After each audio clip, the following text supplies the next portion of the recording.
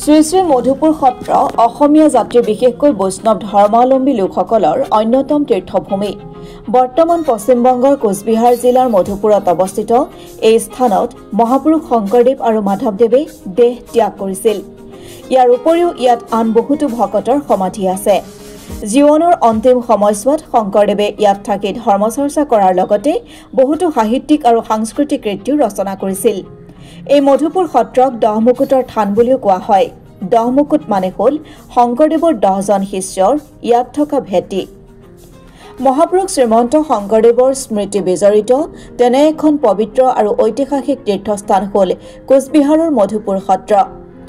অসমৰ বৈষ্ণৱ ভক্তসকলৰ বাবে মধুপুৰ সত্ৰ হ'ল বৃন্দাবন স্বৰূপ।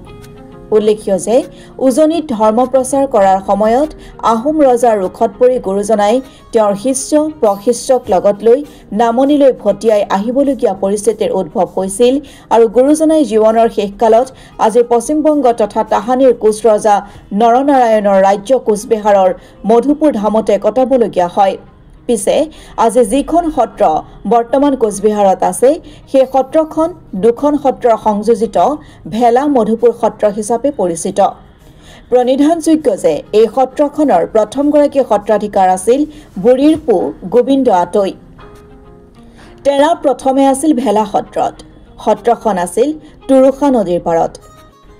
কোচ ৰজা লক্ষ্মী নাৰায়ণে মাটি বৃত্তি দান কৰি সত্ৰখন স্থাপন কৰিছিল। মাধৱদেৱৰ পৰৱৰ্তী সময়ত এইখন থানৰ প্ৰথম সত্ৰাধিকাৰ হয় বুঢ়ীৰ পু গোবিন্দ আতৈ। কিন্তু সত্ৰাধিকাৰ পতাৰ কেইদিনমানৰ পিছতে নদীখনৰ প্ৰচণ্ড সোঁতে ভেলা থানখন খহাই নিবৰ উপক্ৰম কৰাত গোবিন্দ আতৈয়ে সেই সময়ৰ ৰজা বীৰ নাৰায়ণৰ শৰণাপন্ন হয়। ৰজাই প্ৰয়াত পিতৃ লক্ষ্মীনাৰায়ণৰ কথা স্মৰণ কৰি ভেলা থানৰ সমস্ত বয় বস্তু নাৱেৰে আনি মধুপুৰ ধামত থবলৈ দিয়ে। ৰজাৰ সহায়ত বুঢ়ীৰ পু গোবিন্দই ভকতসকলক লগত লৈ ভেলা থানৰ সমস্ত বয় বস্তু আনি মধুপুৰ ধামত থৈ দুয়োখন সত্ৰ একত্ৰিত কৰে।